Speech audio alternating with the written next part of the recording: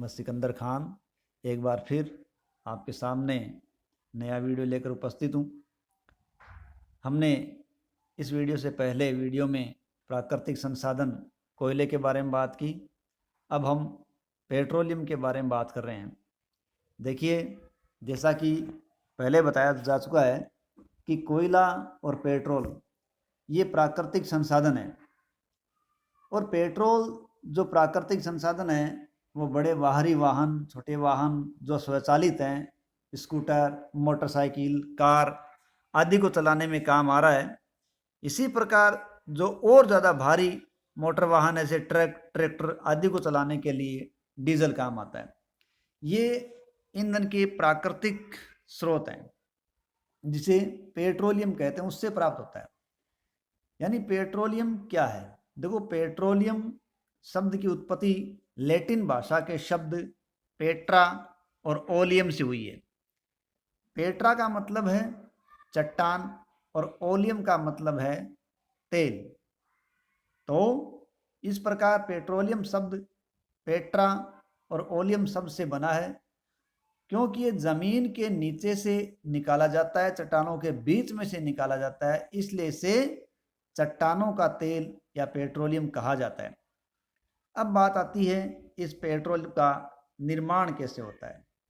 देखिए, पेट्रोल का निर्माण समुद्र में रहने वाले जीवों से हुआ, और ये तब हुआ जब ये समुद्र में रहने वाले जीव जंतु मर गए और समुद्र के पैंदे में समा गए, और उन पर रेत, मिट्टी की परतें चढ़ती चली गई, तो ये ढकते चले गए, और लाखों वर्षों में वायु अनुपस्थित रही। उच्च ताप और दाब की विषम परिस्थितियां रही, जिसने मृत जीवों को पेट्रोलियम और प्राकृतिक गैस में बदल दिया। इस प्रकार से जीवों के दबे रहने से पेट्रोलियम का निर्माण हुआ। हम पेट्रोल और प्राकृतिक गैस की बात करते हैं। देखिए, पेट्रोल है, उसके जब भंडार खोदे जाते हैं तो पेट्रोल के भंडारों के ऊपर ही जो गैस होती है वो प्राकृतिक गैस होती है। पेट्रोलियम, तेल और गैस ये दोनों अलग अलग हैं, क्योंकि पेट्रोल है वो नीचे होता है, गैस ऊपर होती है। इस डायग्राम को हम देखें तो हमें पता चलता है पेट्रोल के कुएं जब खोदे गए हैं, ऊपर गैस है, नीचे तेल है और उनके नीचे पानी है। देखिए, ऐसा क्यों होता है? इस सबसे नीचे जल है, उसके ऊपर तेल, उसके ऊपर गैस है।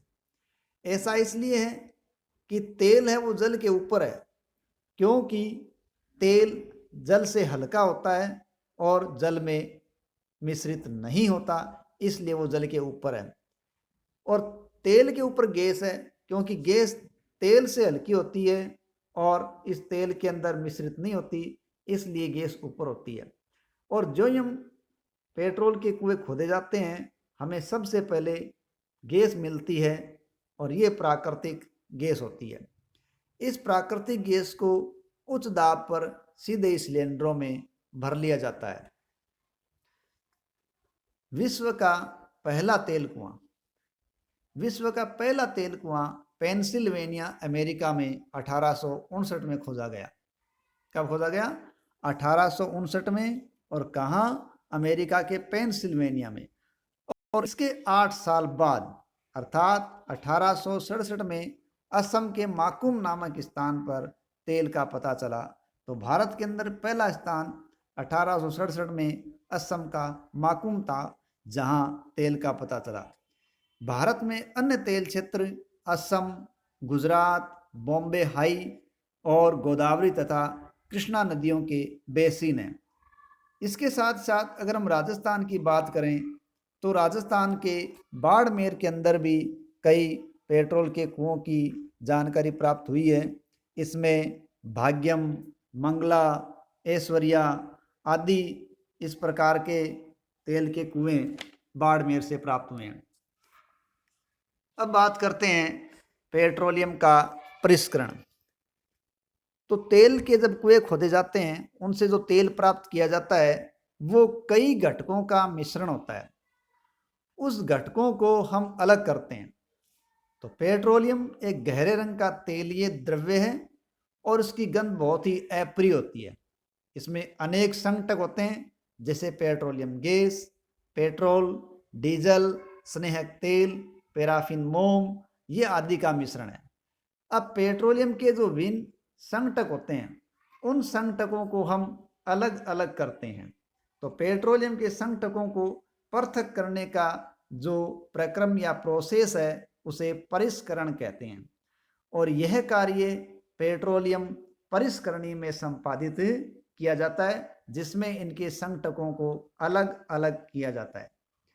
नीचे हमें एक सारणी दी गई है। इस सारणी के अंदर हमें पेट्रोलियम के सह उत्पाद या संघटक दिए गए हैं, जो पेट्रोल को परिष्करण करते समय प्राप्त किए जाते हैं। यहाँ ये संघटक और इनके उपयोग क्या हैं, ये हम देखते हैं।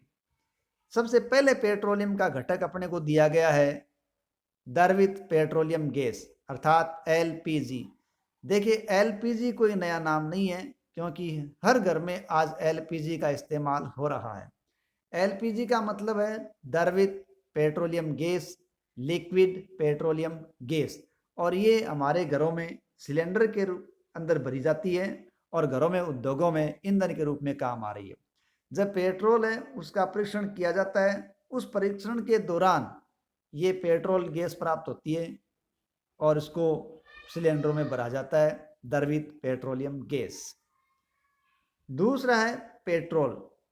पेट्रोलियम के संगठन में हम जब पेट्रोल की बात करें, तो पेट्रोलियम को जब 30 से 120 डिग्री सेंटीग्रेड तापमान पर जब गर्म किया जाता है, तब इसका उत्पाद के रूप में प्राप्त होता है।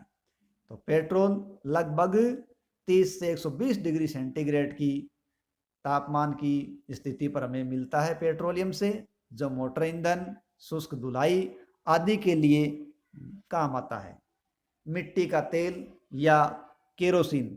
मिट्टी का तेल या केरोसिन ये तब प्राप्त होता है जब हम पेट्रोलियम को लगभग 180 डिग्री से 260 डिग्री सेंटीग्रेड तापमान पर गर्म करते हैं। इस मिट्टी के तेल का इस्तेमाल हम स्टोव, लैंप और जेट वायुयान के ईंधन के लिए करते हैं। अगला संकट हमें दे रखा है डीजल। तो जब हम इस पेट्रोलियम को और ज़्यादा अधिक तापमान 260 डिग्री से अधिक तापमान पर गर्म करते हैं, तो हमें जो प्राप्त होता है वो पेट्रोलियम उत्पाद भारी मोटर वाहनों में काम आता है और विद्युत जनित्रों के ईंधन के रूप में काम करता है, और ये डीजल कहलाता है। इसके बाद हम देख रहे हैं स्नेहक तेल। स्नेहक तेल है जिसे हम लुब्रिकेंट भी कहते हैं। ये 350 डिग्री सेंटीग्रेड तापमान पर जब पेट्रोलियम को गर्म किया जाता है तब प्राप्त होता है, और ये एक बहुत ही अच्छे स्नेहक के रूप में काम आता है। स्नेहक को आप साधारण रूप में एक चिकनाई के रूप में ले सकते हैं। पैराफिन मोम। इसी पेट्रोलियम को जब गर्म करते हैं तो हमें स्नेहक तेल के बाद जो प्राप्ति होती है वो पैराफिन मोम की प्राप्ति होती है। ये पैराफिन मोम कई काम आता है, जैसे मोमबत्ती बनाने में, वैसलीन बनाने में, मोम युक्त कागज बनाने में, बूट पॉलिश बनाने में, मलहम बनाने में, इस प्रकार कई काम में इसका इस्तेमाल किया जाता है। लास्ट उत्पाद के रूप में दे रखा हमें ब्यूटीमेन। देखो, ब्यूटीमेन है वो आज पक्की सड़कें और पेंट निर्माण में काम आ रहा है। ये आजकल सड़कों के निर्माण में कोलतार के स्थान पर ज़्यादा काम में लिया जा रहा है, ताकि सड़कों का निर्माण पक्की तरह से किया जा सके। अब हम देखते हैं पेट्रोलियम और प्राकृतिक गैस से क्या बनाते हैं। देखो, पेट्रोलियम और प्राकृतिक गैस से अनेक उपयोगी पदार्थ बनाए जाते हैं और इन्हें हम पेट्रो रसायन कहते हैं। पेट्रो रसायन का इस्तेमाल हम अपमार्जक यानी डिटर्जेंट, रेसे जैसे पॉलिस्टर, नायलॉन, एक्रिलिक, पॉलीथीन तथा अन्य मानव निर्मित प्लास्टिक आदि के औद्योगिक निर्माण में किया जाता है। प्राकृतिक गैस से हमें जो हाइड्रोजन गैस मिलती है, उस हाइड्रोजन गैस का इस्तेमाल हम उर्वरक यानी यूरिया बनाने में कर सकते हैं। बहुत अधिक व्यावसायिक महत्व के कारण ही पेट्रोलियम को काला सोना या द्रव्य सोना भी कहा जाता है। अब बात करते हैं प्राकृतिक गैस। थोड़ी सी बात हम पहले भी कर चुके हैं, लेकिन अब इसके बारे में पूरी बात करते हैं। जब हम पेट्रोल खोज के लिए कुएं खोदते हैं तो पेट्रोल के ऊपर जो गैस मिलती है वो प्राकृतिक गैस है। और प्राकृतिक गैस एक बहुत ही महत्वपूर्ण जीवाश्म ईंधन के रूप में काम आती है, क्योंकि इसकी सबसे बड़ी खास बात यह है, इसको पाइपों के द्वारा सरलता से एक स्थान से दूसरे स्थान तक पहुंचाया जा सकता है। इसको प्राकृतिक गैस को उच्च दाब पर संपीड़ित प्राकृतिक गैस के रूप में भंडारित किया जाता है। कंप्रेस्ड नेचुरल गैस, यानी पेट्रोल के कुएं खोदते हैं तो ऊपर जो गैस निकलती है उसको सीधे ही संपीड़ित करके इकट्ठा किया जाता है, इसलिए इसको सीएनजी या संपीड़ित प्राकृतिक गैस के रूप में जाना जाता है। सीएनजी ऊर्जा का एक अच्छा स्रोत है, वाहनों में इसका इस्तेमाल किया जाता है, वह बहुत ही लाभकारी है क्योंकि सीएनजी बहुत ही कम प्रदूषण करने वाली है, इसलिए वाहनों के लिए एक अच्छा और स्वच्छ इंजन है। इसकी दूसरी खास बात यह है कि जब इसका रिसाव होता है तो यह हवा से बहुत ही हल्की होने के कारण वायु में ऊपर उड़ जाती है, इसलिए दुर्घटना होने की संभावना नगण्य रहती है। सीएनजी का अधिक लाभ यह है कि घरों में, कारखानों में इसको सीधा जलाया जा सकता है और पाइपों के द्वारा इसे एक स्थान से दूसरे स्थान तक पहुंचाया जा सकता है। और पाइपों का ऐसा जाल बड़ौदा, गुजरात और दिल्ली के कुछ भागों में देखने को मिलता है, जहां प्राकृतिक गैस को इस प्रकार से परिवहन करवाया जा रहा है। प्राकृतिक गैस का उपयोग प्रारंभिक पदार्थ के रूप में बहुत से रसायन और उर्वरकों के औद्योगिक निर्माण में भी किया जाता है। भारत में प्राकृतिक गैस के विशाल भंडार हैं।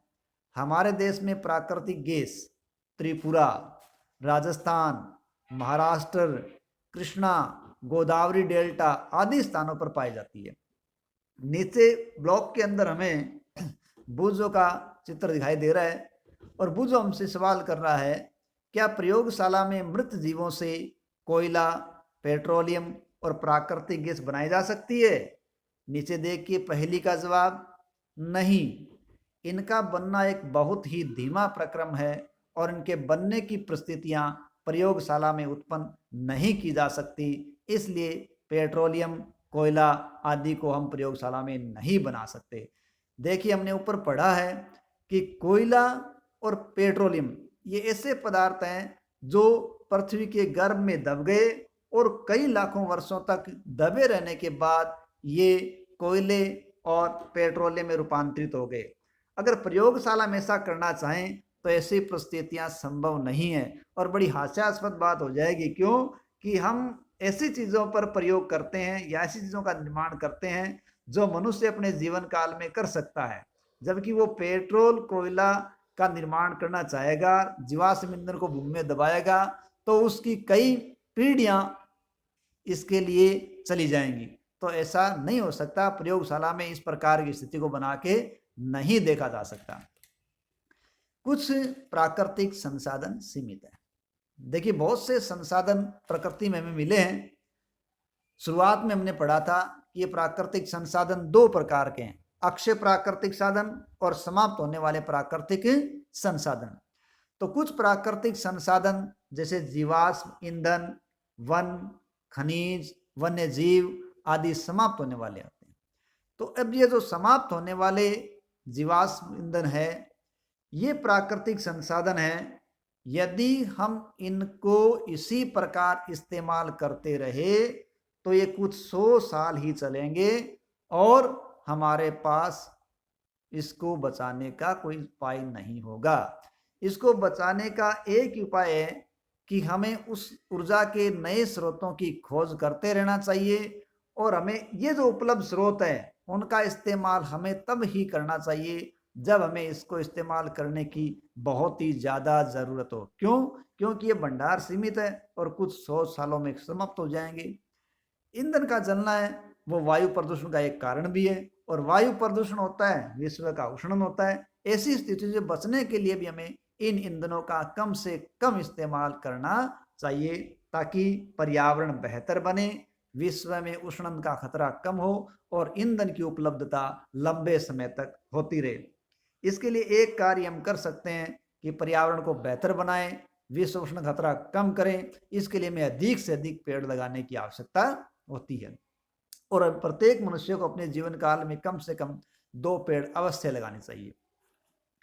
आगे बात करते हैं पीसीआरए। देखो पीसीआरए क्या है? पीसीआरए का पूरा नाम है पेट्रोलियम संरक्षण अनुसंधान संघ। ये भारत में वो संघ है जो पेट्रोल का किस प्रकार हम इस्तेमाल करें इसकी सलाह देती है।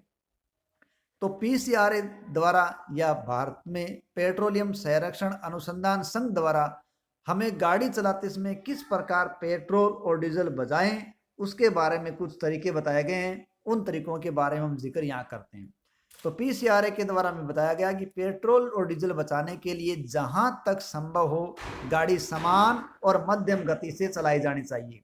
यातायात लाइटों पर अथवा जहां हमें प्रतीक्षा करनी हो, इंतजार करनी हो, वहां हमें अपनी गाड़ी का इंजन बंद कर लेना चाहिए, उसे लंबे समय तक चलाए नहीं रखना चाहिए। हमारे साधन के अंदर, हमारे वाहन के अंदर टायर का दाब सही रखना चाहिए ताकि वो ऊर्जा ज़्यादा न खर्च करें।